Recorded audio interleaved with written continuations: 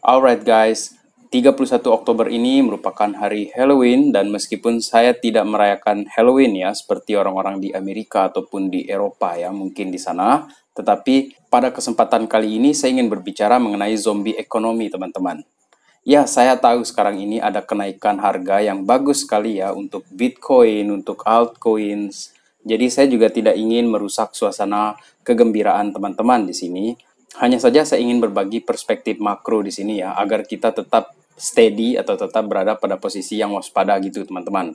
Karena berkaitan dengan zombie ekonomi ini ya teman-teman, apakah kita bisa survive dari zombie ekonomi yang terjadi ini? Karena menurut saya dengan situasi makro yang ada sekarang ini kita tidak bisa juga cuek-cuek seperti itu teman-teman. Tetapi hal yang menarik nanti itu akan saya sampaikan mengenai hard money yang harus kita pegang ya, atau uang keras lah yang kita katakan seperti itu. Dan ada update menarik dari James Levis nanti mengenai hard money tersebut. Kemudian concern kita juga tentang The Fed ya, mengenai bagaimana The Fed ini melawan zombie ekonomi dengan cara easy money ataupun mereka printing money atau membuat stimulus seperti itu. Apakah itu akan berhasil? Kita akan bahas di video ini teman-teman. So, let's dive in my friend. Welcome back everybody to Black Cuan. Terima kasih telah mengupdate berita kripto pada hari ini. Untuk yang pertama di Black Cuan, silakan menekan tombol like video ini ataupun mensubscribe channel ini dan jangan lupa membunyikan loncengnya ya. Jadi untuk kali ini memang teman-teman, harga Bitcoin kita itu memang lagi bagus, kemudian altcoins juga bagus, dan saya mengucapkan selamat juga ya untuk orang-orang yang telah sabar membeli BNB di harga di bawah 300, kemudian XRP di harga 0,3 sekian lah seperti itu, dan untuk Dogecoin juga yang telah membeli di 0,008 itu teman-teman. Termasuk Cardano di 0,38 atau 0,37. Sekarang ini sudah ada kenaikan, jadi mungkin untuk yang trading bisa take profit lah seperti itu. Untuk saya pribadi, di portofolio saya itu tetap 80% untuk long term, kemudian 20% saya pakai untuk trading teman-teman, untuk memenuhi kebutuhan sehari-hari plankton kecil ini teman-teman ya. Dan sekarang kita langsung saja ke pokok utama kita di sini.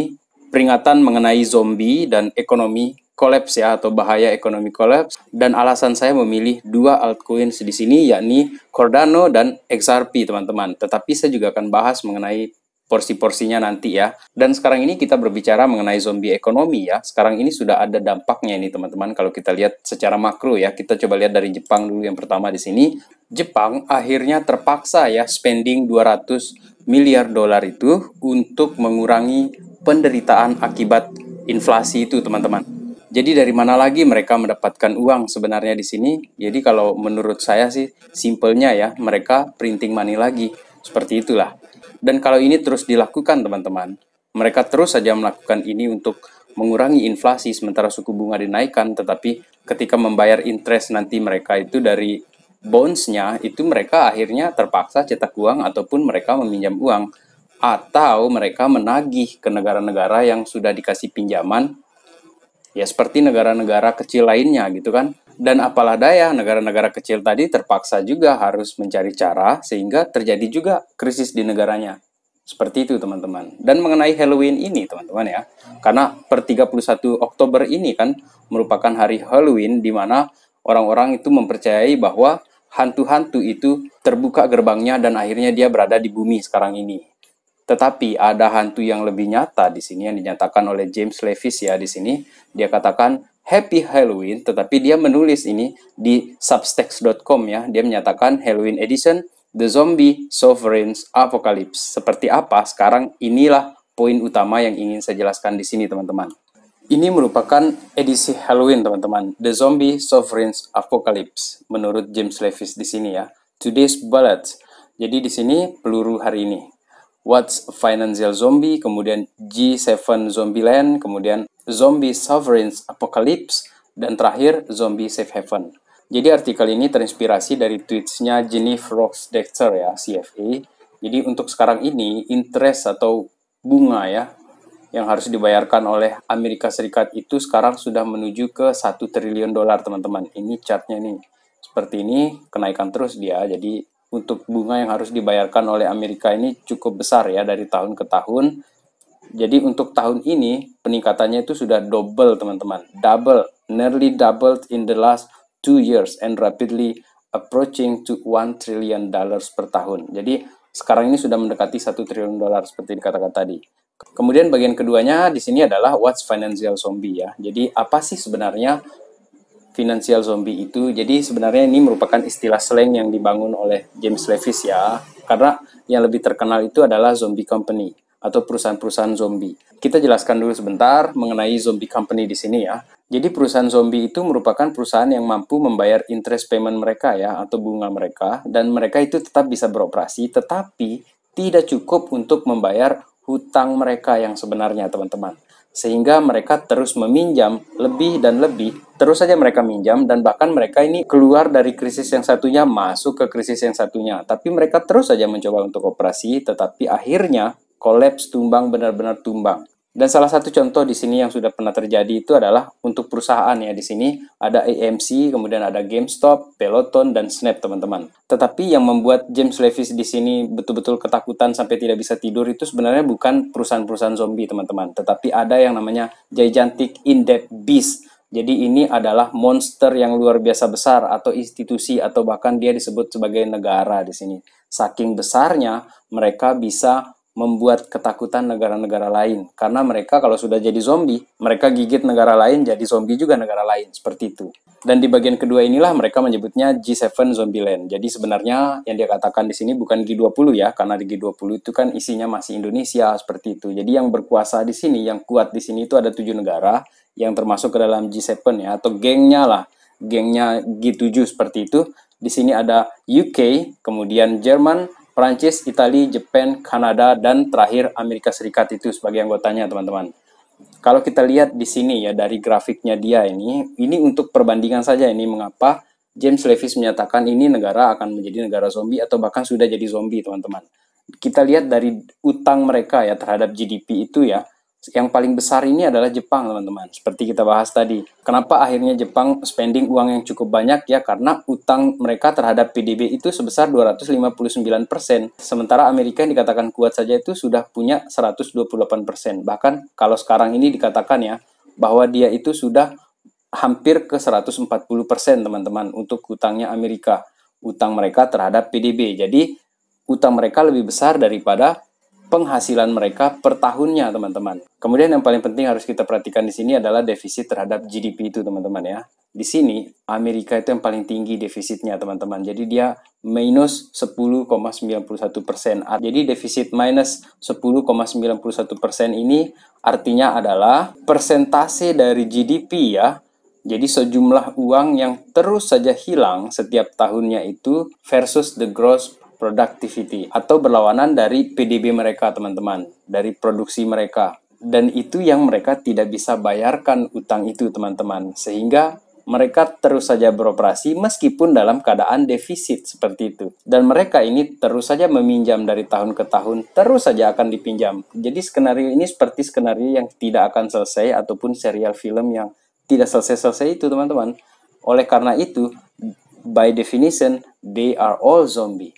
Jadi menurut James Levis di sini mereka semua itu adalah zombie, pasukan G7 tadi itu. Dan yang mengerikan adalah kalau mereka mulai menggigit kita. Karena kalau mereka tenggelam, mereka ini akan nagih nih. Kan mereka kasih pinjam uang ke kita, kasih pinjam uang ke negara lainnya, ke negara-negara berkembang. Kalau mereka melihat ekonomi mereka sudah mulai rusak, ayo sekarang saya tagih nih. Kamu bos ini, balikin uang saya, balikin. Ya akhirnya kita juga akan ikut kena krisis juga kalau seperti itu kan. Kemudian yang berikutnya itu adalah zombie sovereign apocalypse, teman-teman. Apakah mereka ini akan runtuh ini negara-negara kuat ini yang G7 ini? Kalau menurut James Levis itu sepertinya tidak. Yang akan runtuh itu adalah negara-negara kecil yang berada di bawah kekuasaan mereka atau di bawah pengaruh mereka. Meskipun kita bilang ini bukan lagi zaman kolonial ya, tetapi kan pengaruh ekonomi, cengkeraman utang itu bisa lebih kejam. Jadi jika skenario yang seperti saya katakan tadi, mereka ini sudah mau tenggelam, mereka akan menarik negara-negara lainnya atau negara-negara kecil lainnya yang sudah mereka kasih jasa, kasih bantuan dulu, kemudian mereka tagih nih, bawa sini. Akhirnya apa yang terjadi? Negara-negara kecil ini juga akan ketakutan ataupun akan bermasalah. Karena mau tidak mau mereka harus bayar, ya utang gitu kan. Kemudian ada yang menarik ini dari James Levis di sini ya. Di dalam G7 itu sendiri ya, sepertinya akan ada pertarungan juga ataupun seleksi alam sepertinya. Karena menurut James Levis, 6 negara lainnya itu kemungkinan akan menghadapi inflasi atau hiperinflasi dan akhirnya mereka itu akan lari ke dolar Amerika Serikat, teman-teman. Itu pun menurut James Levis. Dan saya juga berpikir, seandainya 6 negara lainnya itu juga kena seperti itu, maka ada juga kemungkinan dolar Amerika juga akan kena hiperinflasi. Dan di situ ada shifting mata uang mungkin ke mata uang digital. Oke, itu murni pandangan pribadi saya di sini, teman-teman. Dan terakhir di sini mengenai zombie safe haven ya. Di manakah kita bisa mengamankan diri dari zombie-zombie ini? Apakah kita harus mengurung diri di dalam kamar yang gelap dengan persenjataan yang lengkap? No. Menurut James Levis di sini kita bisa simpan uang kita dalam bentuk hard monies atau uang keras, teman-teman. Dan dia katakan di sini gold, silver, and Bitcoin. Dan untuk saya pribadi di sini, saya memahami bahwa Bitcoin ini mewakili atau merepresentasi aset-aset kripto lainnya. Karena kalau saya secara pribadi, simpan uang di Bitcoin, anggap saja kenaikan Bitcoin ini mungkin nanti 100.000 ataupun 150.000 dalam beberapa tahun ke depan. Keuntungan saya sedikit, teman-teman, karena saya plankton di sini. Tapi kalau saya simpan dia di XRP, ataupun di Cardano, ataupun di aset-aset kripto lainnya, yang bisa naik sampai ratusan kali lipat, ribuan kali lipat, otomatis gain saya akan lebih besar dong daripada sekedar saya pegang Bitcoin. Tetapi untuk lebih bijaknya, teman-teman, kita perlu juga untuk menyimpan Bitcoin ataupun Ethereum itu, teman-teman, dalam porsi yang kita atur sesuai dengan manajemen keuangan kita sendiri. Jadi anggap saja 25% Bitcoin, 25% Ethereum, kemudian 25% Cardano, sisanya 25% itu ada di XRP. Seperti itu. Kita bisa mengatur sendiri ya, mengenai berapa porsi-porsi yang kita inginkan. Tetapi menurut saya juga tetap memiliki Bitcoin ataupun Ethereum, tetapi terkonsentrasi terbesar untuk portofolio saya ada di Cardano dan XRP di sini, teman-teman. Ini tidak ada niat untuk mengajak teman-teman untuk ikut memborong Cardano ataupun XRP, tidak ada niat. Tetapi saya berharap juga sekalipun kita beda aset, ketika bull run tiba nanti, untuk yang long term di sini saya berbicara, ketika bull run nanti, semoga cuan kita bisa samaan, teman-teman. Dan untuk bagian terakhir dari zombie safe haven di sini, teman-teman, US is also in a long-term debt spiral. Jadi dia ini sudah berada di utang spiral yang berkepanjangan, teman-teman. Dan sepertinya akan terus saja ini terjadi. Oleh karena itu, ada kemungkinan Amerika ini akan terus saja cetak uang. Mereka kan cetak uang asal printernya jalan, teman-teman. Dan itulah yang menyebabkan terjadinya inflasi. Beda kalau aset kripto, itu yang jumlahnya itu sudah terbatas, kayak Bitcoin 21 juta, kemudian aset-aset kripto lainnya itu sudah ada batasnya. Kalau Dogecoin itu katanya unlimited, ada di kolom komentar saya dikasih tahu lagi di sana. Tetapi teman-teman, disinilah pentingnya kita untuk memilih perusahaan-perusahaan ataupun aset-aset kripto untuk mengamankan uang kita tersebut, teman-teman, dari yang namanya inflasi ini, teman-teman. Tetapi apakah setelah saya menyampaikan ini kemudian saya jadi cenderung bearish di sini? Tidak, teman-teman ya. Saya tetap long term bullish untuk Bitcoin, untuk kripto, terutama XRP dan Cardano, altcoins dua yang paling sering saya bahas di sini ya. Dan ada satu insight lagi yang menarik di sini. Ini dari Tin Money, dia katakan the zombie economy will crypto save us. Dan disinilah saya ingin menyatakan pendapat saya berkaitan dengan hard money yang saya bicarakan tadi. Untuk saya bukan Bitcoin yang menjadi hard money yang paling utama buat saya ya, karena saya plankton di sini dan saya tahu kalau saya beli Bitcoin kemungkinan gain saya ke depan itu kalaupun dia terjadi kelipatan-kelipatan tidak bisa mengalahkan gain saya ketika saya mendapatkan keuntungan di koin-koin kecil. Taruhlah seperti Cardano ataupun XRP. Kalau dibandingkan dengan Bitcoin, saya kira ke depannya ya, ini murni prediksi saya, teman-teman. Jadi saya tidak sedang mengajak kalian untuk ikut-ikutan borong XRP, borong Cardano, tidak. Tetap kalian mengandalkan riset kalian secara mandiri, teman-teman. Kemudian sekarang ini saya ingin bahas secara lebih detail sebentar ya mengenai Cardano di sini.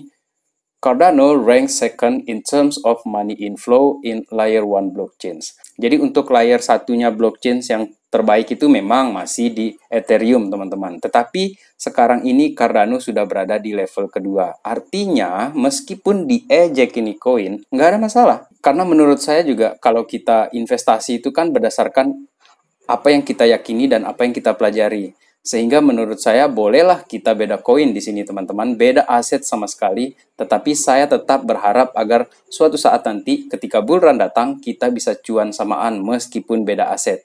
Dan untuk Cardano di sini, Cardano sees over 2.3 billion in money inflow. Sehingga inilah yang dikatakan menempatkan Cardano itu di posisi kedua untuk layer 1 itu teman-teman. Jadi kalau kita lihat di sini ya, presentasinya itu adalah kalau untuk top money flow in layer 1 blockchains itu ada di Cardano 16% ya. Tetapi secara total teman-teman, Ethereum ini masih jago dia. Untuk secara total, masih dia di atas sedangkan Cardano di peringkat kedua. Dan ini merupakan salah satu alasan saya memilih Cardano itu teman-teman. Jadi kalau kalian ingin melihat penjelasan saya mengenai Cardano, silakan membuka di playlistnya Black Cuan mengenai Cardano tersebut ya. Di sana ada saya menaruh beberapa video ya. Kemudian yang terakhir di sini itu adalah XRP teman-teman ya. Mengenai ISO 20022 CryptoList. Jadi di sini ada daftar ya untuk koin yang akan digunakan di ISO 20022 tersebut teman-teman. Jadi di sini di top listnya ya, yang paling atas itu adalah Ripple, kemudian di nomor 2 adalah Stellar Lumens. Meskipun kedua koin ini menurut saya masih ada keterkaitan dia, di belakang layar mereka sepertinya masih ada jalinan-jalinan kekerabatan seperti itu, karena founders dari Stellar Lumens ini kan juga yang merupakan salah satu tim yang foundersnya Ripple dulunya di 2012. Kemudian di bawahnya itu ada Sinfin, IOTA, Algorand, Hedera, Hashgraph, HBAR ya, kemudian ada Quant dan Cardano di sini teman-teman. Jadi dengan masuk ke dalam crypto list di sini saja ya, meskipun ini belum fix final seperti itu, menurut saya karena keduanya di sini Ripple dan XLM ini merupakan members dari ISO 20022 standard body ya.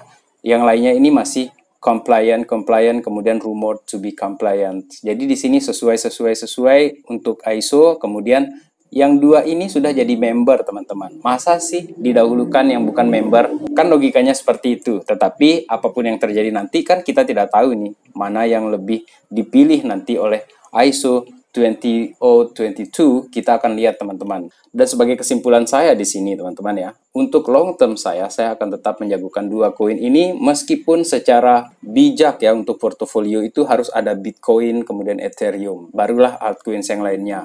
Oleh karena itu saya tetap juga memiliki Bitcoin ataupun Ethereum dalam porsi yang semampu saya teman-teman, dan sisanya saya memiliki porsi yang agak besar di Cardano dan XRP teman-teman, barulah di koin-koin lainnya. Jadi saya juga termasuk ini mengkoleksi Shiba, kemudian Dogecoin, bahkan saya juga ikut mengkoleksi Baby Doge itu teman-teman, Baby Doge seperti itu ya. Untuk long term investment saya ya adalah dikit-dikit, siapa tahu kan nanti jadi besar. Saya hold sajalah seperti itu, dan sisanya 20% dari total investasi tetap menjadi aktivitas untuk trading saja teman-teman. So, demikian video kali ini. Terima kasih telah menonton. Salam Black Cuan. Peace my friend.